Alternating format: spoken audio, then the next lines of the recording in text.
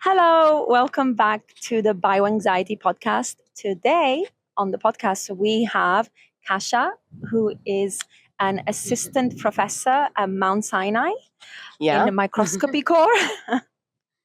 Okay, you remembered. Yes, I remember. Yeah. Kasia has a very interesting story. She moved here from England, where she had actually moved to from Poland. Excuse me, that was Scotland. Scotland, sorry. Juicy is from England, so Yes, I will let you tell the story because you know more. So you can take it. As Juicy said, I moved from Scotland. Originally, I'm from Krakow, from Poland. I did my PhD in Scotland.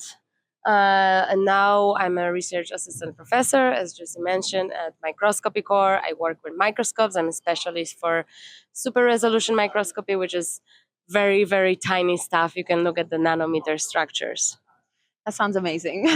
Sounds amazing. It's beautiful. I used to look at weird stuff under the microscope at school. So I also look at the weird stuff. So tell me, like, how was it moving? I mean, you left your country. I remember you saying like without knowing anyone, right? Correct. How was that? Like, can you talk a little bit more about that? Like, how you found your course that you were going to take in Scotland, like the university and the program, and So first of all, okay, about moving, it was a little bit challenging because I moved to Scotland in 2014, straight after my master's. I didn't know anyone there. I've never been to Scotland before. Same about actually New York and US. I moved to US not knowing anyone. But I just took my chances. I took this opportunity when I applied for different PhD programs. That was actually one of the programs that I got into. And I'm like, okay, this is amazing opportunity. That's for 3 years. I can always come back. Same idea about New York. And I was always thinking, okay, I want to stay in Europe. I don't want to go abroad, like more abroad. I don't want to go to US because it's a little bit too far away. And I was always thinking, okay, I will go for 1 year, maybe two. I will get some experience. It's going to look amazing in my CV. And I'm here now 6 years. And it doesn't look like I'm coming back to Europe anytime soon. that's amazing. Yeah, I mean, like, Europe is awesome, but there's no place like New York. True, I miss Europe a lot, but I think the opportunity was amazing. And if you have a chance to explore a new country, new place, and opportunity to grow and learn something new, I think you should take it no matter what, because you can always go back to your roots. So no matter what, and yeah. What kind of worries, like fears, like doubts did you have when you decided to leave? Like were the things that you? I mean, I'm sure there were things that you were worried about. Yeah, when I moved to Scotland, it was a little bit more tough because I've never lived Poland for like longer. I never lived anywhere else. I was always in my hometown for like 24 years. So the most like terrifying thing was like not having my family close. And I remember, like, I don't remember actually. My mom is keep reminding me that I was calling them on Skype. That time we were using Skype, not Zoom. I was calling them every day, every single day. I was calling my family. It was only 1 hour difference. So it was much easier. When I moved to America, it was a little bit easier because I already been through that process. And I think I also call them a lot of time, and I still do that. I'm trying to call my family like once a week. But I'm also a very open person. I like to talk a lot. I like to get to know new people. So I think that first step going to Scotland, the second like going to America was much easier because I already been through that, and I knew that I'm gonna do great, and I can always come back. It's not like I'm putting everything on one card, you know. How did you go about like making new friends? For anyone who's like wants to move or is moving to a new city, like how would you have like any advice how to meet new people, make new friends? Like what did you do? Just go out, just sign up for different activities. talk to people. Just don't be afraid to talk to people. Like even if you're at the bar or at the gym, I don't know, library, park, anywhere. Just don't be scared to talk to people. And obviously there will be people that they don't want to talk with you, but this is how I found my friends, but also mostly because friends of my friends, because there will be always that one person in the city that you are going to move to that is, oh, my friend actually moved to the same city, you should meet my friend. And I was very open to meet friends of my friends, and because friends of my friends, I met another friends, and that's how I create like that's how I met you. Yeah.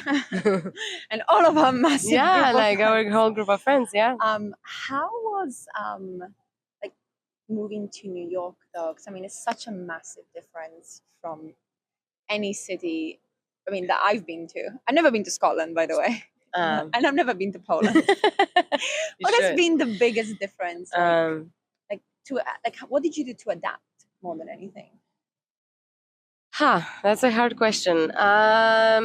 I think I stayed very open minded to adapt to the new place. As I said, Scotland helped me a lot because Scotland was already a little bit different than Poland. And but also like New York is so, it's so diverse. There's like so many people from everywhere, so it's not really so hard to be here because you always can find your niche, you always can find your people there. If you want to stay with people just from your country, it's also easy to find the people from your country. So to be honest, I really don't know what I did. I think try to be open-minded, and I also try to try a lot of new things. I don't know, just to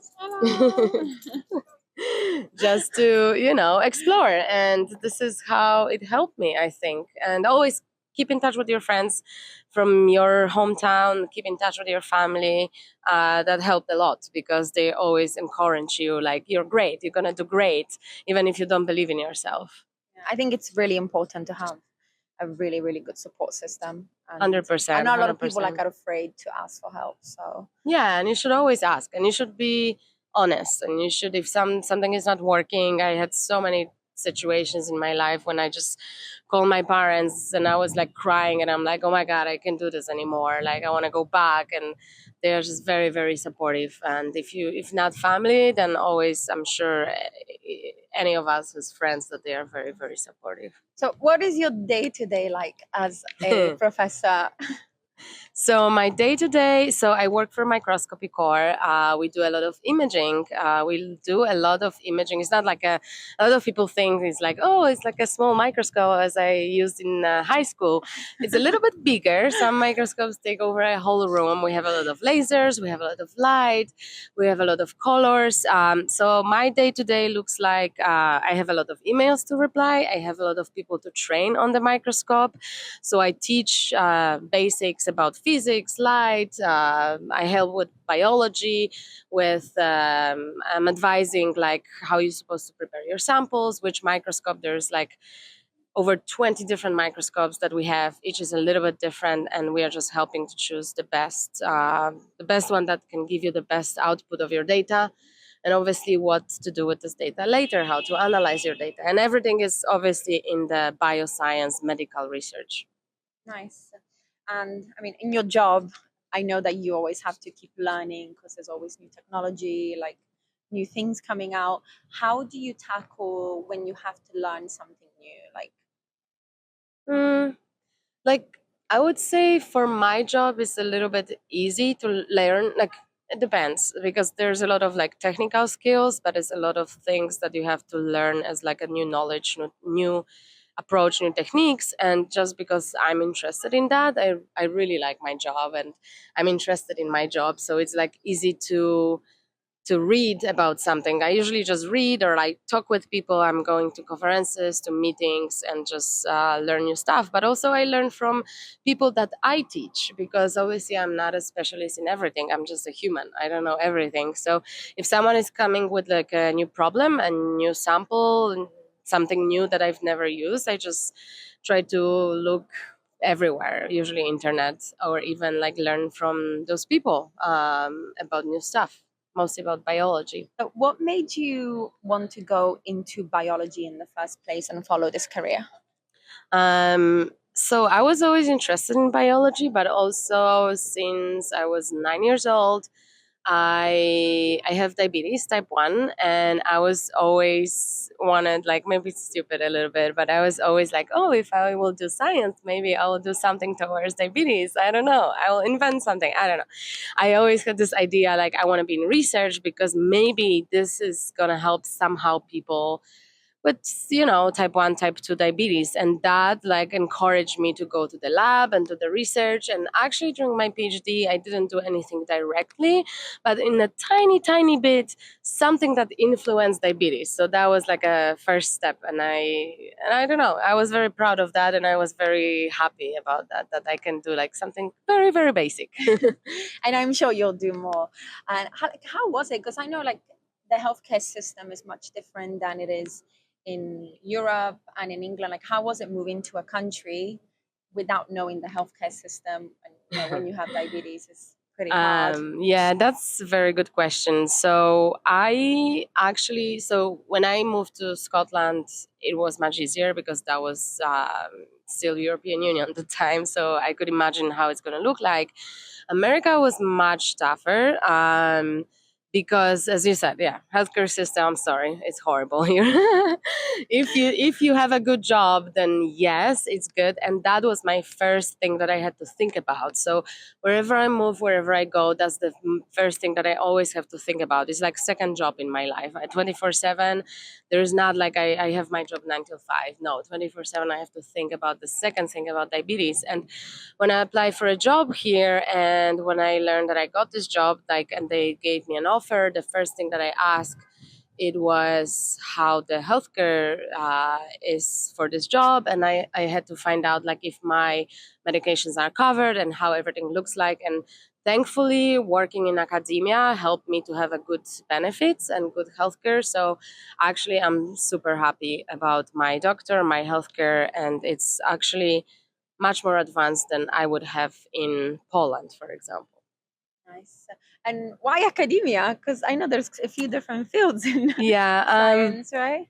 academia give you a lot of flexibility, I would say. I was thinking about going to industry, and I think I will do it eventually, but I really love the team that I'm working with. I really like my job. I like flexibility. It's not like you work in the office and like, I don't know. I've heard a lot of different things about industry in America.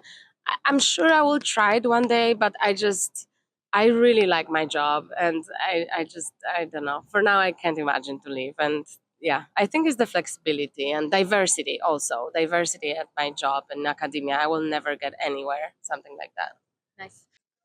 How did you go about finding PhD programs? Like, how did you choose? And are there any resources that you can share for other listeners who want a career in science and are going through this right now, like choosing a program, finding? Um, so there's like, I don't know how it is about other PhDs, but about science, there's a lot of. Actually, there is a website that is called Find PhD. I'm not sure if it's only about science. Maybe they have also other like disciplines, but you can find a website, you can find a lab or PIs that they are very interested in their research or whatever they are doing, and just email them. Just don't be afraid to reach out to people. Also, even LinkedIn. Like, the more connections you have, you can always see people are posting. One thing that I've noticed is a lot of people are advertising their PhDs or postdocs positions on Twitter. So follow people on Twitter, or even like when you go to the conference, people advertise after their talk. So I would say, like, don't be afraid if you don't go to conferences, or you don't see it anywhere like on the social media. Just don't be afraid to reach out to people. I found my PhD just because someone advertised it in this, like, through the email chain, and I just apply. I'm like, okay, let's try. But also just try to find a lab or try to find a group that is doing something that you are interested in, and just reach out to them. The more people, the better. And as one final question, what is a piece of advice you would give yourself, your younger self? You're still very young, your younger self. um, I would probably be more chill and calm about stuff. I like to freak out about stuff. I'm sometimes very anxious person, which I must say biking and music helps me a lot to like chill down and cool down, and dancing. That's the best. Like scientifically proven, dancing and music is gonna relax you. So guys, dance a lot and listen to music. But yeah, I would tell myself like be more chill and don't stress about things that you can't change. Um, I'm trying to work on this. It's really hard, but maybe if I would try to work on this much earlier, it will be easier now. Yeah. Yeah. Well, thank you. I learned a lot about you today. Thank you, I know Josie. we're friends, but there's still things that I don't know about you. Yeah, it was awesome having you on here. Thank Thank you for you. listening, everyone.